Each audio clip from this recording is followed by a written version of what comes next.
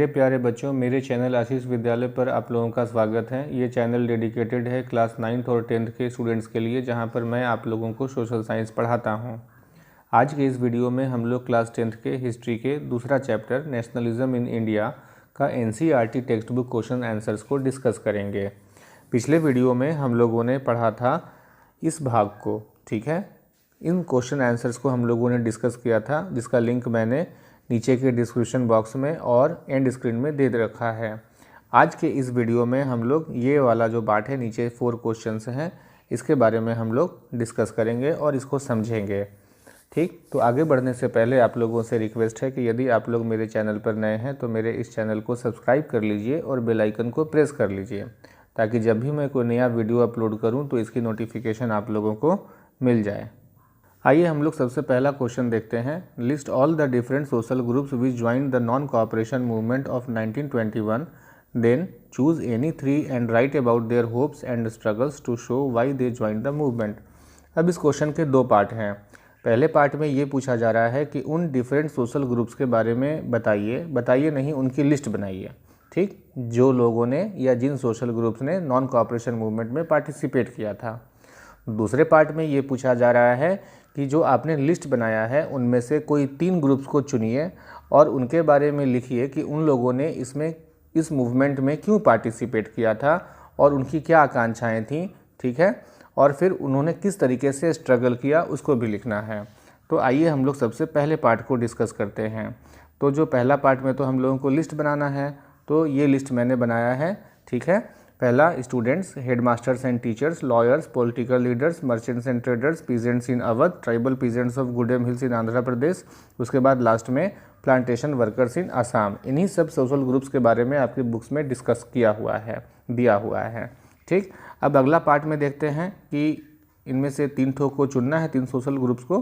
तो इसके लिए मैंने 3 कॉलम बनाया है, जिसमें पहले कॉलम में मैंने उन डिफरेंट सोशल ग्रुप्स को लिखा है, फिर उसके बाद वो क्यों ज्वाइन किए थे नॉन कोऑपरेशन मूवमेंट को, इस कॉलम में लिखा गया है दूसरे वाले में, और तीसरे वाले में उनके स्ट्रगल्स के बारे में मैंने लिखा है।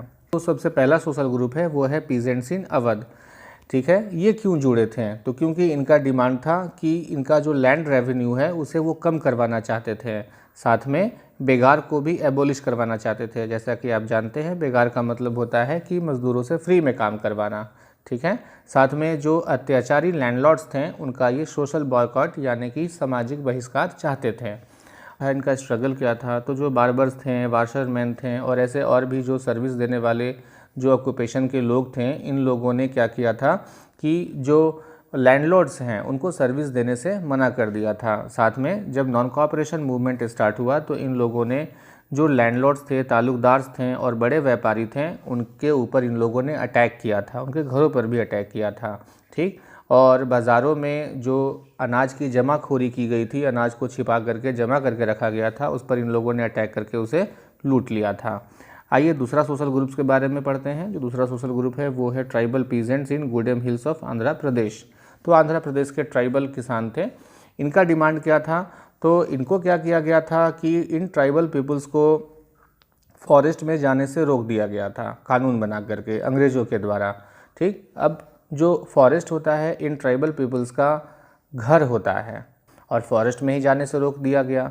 तो इनका डिमांड था कि इनको फॉरेस्ट में आने जाने दिया जाए, फॉरेस्ट को खोल दिया जाए, ताकि ये अपने जानवरों को चरा सके, फायरवुड और फ्रूट्स को कलेक्ट कर सके, क्योंकि इनका ट्रेडिशनल राइट्स जो है वो बना रहे, ठीक। साथ में ये लोग भी बेगार के अगेंस्ट में थे, बेगार को ख़त्म करना चाहते थे, क्योंकि फ्री में इनसे काम करवाया जाता था।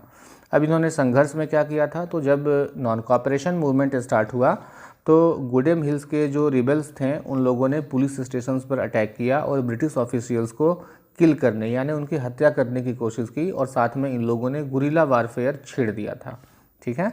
आइए हम लोग तीसरे सोशल ग्रुप्स के बारे में देखते हैं और इसको समझते हैं। जो तीसरा सोशल ग्रुप है वो है प्लांटेशन वर्कर्स इन आसाम। अब इनका क्या डिमांड था? तो प्लांटेशन जो वर्कर्स थे वहाँ पर क्या रूल था, क्या कानून बना दिया था अंग्रेज़ों ने? इनलैंड एमिग्रेशन एक्ट बनाया था, और इस कानून के अनुसार कोई भी व्यक्ति अपना गांव, अपना घर नहीं जा सकता था बिना परमिशन लिए हुए, और इनको परमिशन नहीं मिलता था। तो ये डिमांड रखते थे कि इनको ये अधिकार मिले कि वो फ्रीली अपने गांव जा सके और आ सके। यही इनका था बस डिमांड। ठीक, अब जब नॉन कोऑपरेशन मूवमेंट स्टार्ट हुआ तो इन लोगों ने हजारों की संख्या में डिफाई कर दिया अपने ऑथोरिटीज़ को। यहाँ डिफाई लिखा हुआ है, डिफाई का मतलब होता है ललकारना। तो अपने सीनियर ऑफिसर्स को ललकार दिए और प्लांटेशन जो था उसको छोड़ दिए और अपने घर की तरफ बढ़ चढ़े। और जब ये घर की तरफ बढ़ चले तो रास्ते में तो रेलवे स्टीमर्स का स्ट्राइक था, क्योंकि नॉन कोऑपरेशन मूवमेंट चल रहा था। तो ये पुलिस के द्वारा पकड़े जाते हैं और इनकी बड़ी ब्रूटलिटी से इनको मारा जाता है। क्वेश्चन नंबर 2 की तरफ बढ़ते हैं। क्वेश्चन नंबर 2 में बोला जा रहा है कि साल्ट मार्च को डिस्कस कीजिए, और इसको डिस्कस करते हुए ये बताइए कि कैसे ये जो साल्ट मार्च था कॉलोनियलिज्म के अगेंस्ट में एक इफ़ेक्टिव सिंबल था। ठीक, आइए पहला पॉइंट में हम लोग देखते हैं। पॉइंट नंबर 1, 31 जनवरी 1930 को गांधी जी ने वायसराय को चिट्ठी लिखा। जो उस समय वायसराय था उसका नाम था इरविन, लॉर्ड इरविन। ठीक, उस चिट्ठी में गांधी जी ने 11 डिमांड्स रखे कि ये मेरा 11 डिमांड्स 11 मार्च तक आप पूरा कर दीजिए। ठीक है, और इन 11 डिमांड्स में से जो सबसे इम्पॉर्टेंट डिमांड था वो था एबॉलिश द साल्ट टैक्स, नमक पर से टैक्स वो हटवाना चाहते थे। ठीक, point number 2, salt was something consumed by the rich and the poor and it was one of the most essential items of food. The tax on salt and the government monopoly over its production, Mahatma Gandhi declared, revealed the most oppressive phase of British rule. अब ये क्यों important था salt? क्योंकि salt एक ऐसा चीज़ है जो rich और पुअर दोनों लोग खाते हैं और इसके बिना स्वाद भी नहीं आएगा। तो भोजन का एक अभिन्न अंग होता है नमक, और नमक पर मोनोपोली थी ब्रिटिश गवर्नमेंट की। मतलब नमक को मैन्युफैक्चर करने का अधिकार सिर्फ ब्रिटिश गवर्नमेंट के पास था, दूसरा कोई इसे मैन्युफैक्चर नहीं कर सकता था। अब जब एक ही लोग इसको मैन्युफैक्चर करेंगे तो मनचाहा दाम लेंगे और इस तरीके से नमक की कीमत बहुत ज़्यादा थी। अगर ये कानून हट जाता तो नमक जो है वो सस्ता हो जाता, क्योंकि ये सब लोग बनाने लगते। आइए पॉइंट नंबर 3 देखते हैं। 3 में लिखा हुआ है कि Irwin was unwilling to negotiate. Gandhi ji के इस 11 डिमांड में से किसी को भी इरविन मानने को तैयार नहीं था।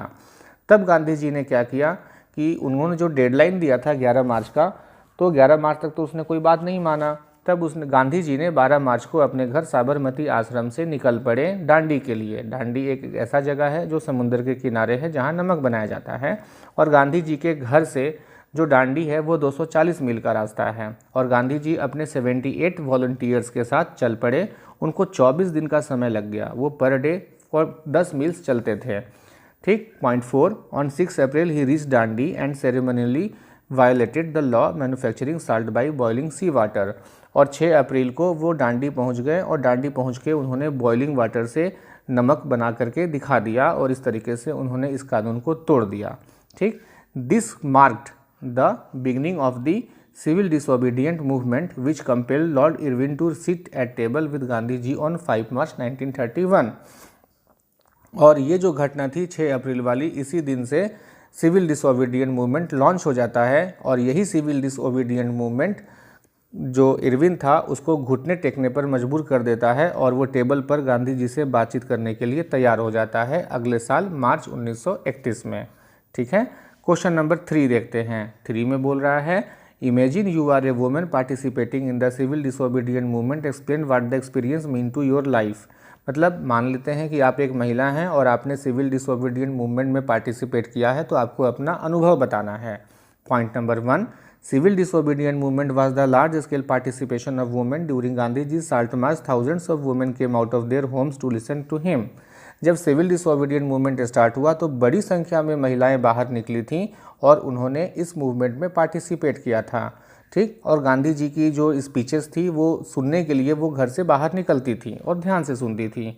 2, they participated in protest marches, manufactured salt and picketed foreign clothes and liquor shops. वो जो महिलाएं थी उन्होंने भारी मात्रा में विरोध प्रदर्शन में भाग लिया था। उन्होंने गांधी जी के साथ नमक बनाया था, जो कि नमक बनाना एक कानून तोड़ना था उस ज़माने में।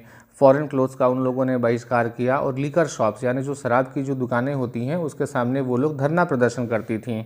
Point number 3, many went to jail in urban areas. This women were from high caste families. In rural areas they come from rich peasants households. अब महिलाएं जो थीं उनको जेल जाना पड़ गया था इन सब चीज़ों के लिए, तो भी वो पीछे नहीं हटती थीं। और शहरों में और गांवों की जो ऊंचे जाति की महिलाएं थीं और जो रिच पीजेंट्स की महिलाएं थीं, वो लोग भी इसमें बड़ा बढ़ चढ़ करके भाग लिए थे। Point 4, moved by the Gandhi ji call they began to see service to the nation as a sacred duty of women. Gandhi ji के आह्वान पर ये लोग देश के सर्विस के लिए निकल पड़ी थीं, जो कि इसे ये लोग अपना सेक्रेड ड्यूटी यानी कि पवित्र ड्यूटी मानती थीं। Point 5, but Gandhi ji was convinced that it was the duty of women to look after home, be good mothers and good wifes. लेकिन गांधी जी का ऐसा मानना था कि महिलाओं को घर में ही रहना चाहिए, ठीक है, और उनको एक अच्छी माँ और अच्छी पत्नी बनकर दिखाना चाहिए। और लिखा हुआ है साथ में कि and for a long time the Congress was reluctant to allow women to hold any position within the organisation. बहुत लंबे समय तक कांग्रेस पार्टी भी रिलक्टेंट थी, यानी इच्छा नहीं रखती थी कि महिलाओं को भी कांग्रेस पार्टी में एक अच्छा पोजीशन दिया जाए। आइए अब हम लोग लास्ट क्वेश्चन की तरफ बढ़ते हैं, जो कि क्वेश्चन नंबर 4 है। Question number 4, why did political leaders differ sharply over the question of separate electorates. Separate electorates के मुद्दे पर जो भारत के पॉलिटिकल लीडर्स थे उनमें मतभेद क्यों था। मेन 2 लीडर थे जिनके बीच में मतभेद था, और वो थे भीमराव अंबेडकर और महात्मा गांधी। ठीक। Point 1, doctor Bhimrao Ambedkar glass do नहीं होगा, यहाँ पर क्लैश होगा with Mahatma Gandhi at the second round table conference by demanding separate electorate for the Dalits. अब सेकेंड राउंड टेबल कॉन्फ्रेंस जो कि लंदन में हुआ था, उसको अटेंड करने के लिए महात्मा गांधी भी गए थे और भीमराव अंबेडकर भी गए थे, ठीक है। और भीमराव अंबेडकर वहाँ पे जाकर के उन्होंने सेपरेट इलेक्टोरेट्स के लिए डिमांड रखा था दलितों के लिए, जिसके चलते गांधी जी जो थे, गांधी जी और उनमें मतभेद था। गांधी जी ऐसा नहीं चाहते थे। Point number 2, when the British government considered the Ambedkar's demand Gandhi ji began a fast unto death. और जब ब्रिटिश गवर्नमेंट ने भीमराव अंबेडकर का बात को मान लिया सेपरेट इलेक्टोरेट के लिए, तो गांधी जी भूख हड़ताल पर बैठ गए। Point number 3, he believe that separate electorates for the leads would slow down the process of their integration in the society. Gandhi ji का ऐसा मानना था कि यदि दलितों को सेपरेट इलेक्टोरेट्स दे दिया जाएगा तो समाज में विभाजन होगा, नॉन दलित्स और दलित्स आपस में डिवाइड हो जाएंगे और समाज की ताकत घट जाएगी। तो मेरे प्यारे बच्चों, इस वीडियो में इतना ही। यदि इस वीडियो से आप लोगों को कोई लाभ हुआ हो, कोई लाभदायक जानकारी मिली हो, तो आप मेरे इस वीडियो को ज़रूर किसी कम से कम एक स्टूडेंट को शेयर कीजिए। और अगले वीडियो में हम लोग फिर एक नई जानकारी के साथ, नए इशू के साथ मिलेंगे। तब तक के लिए थैंक यू।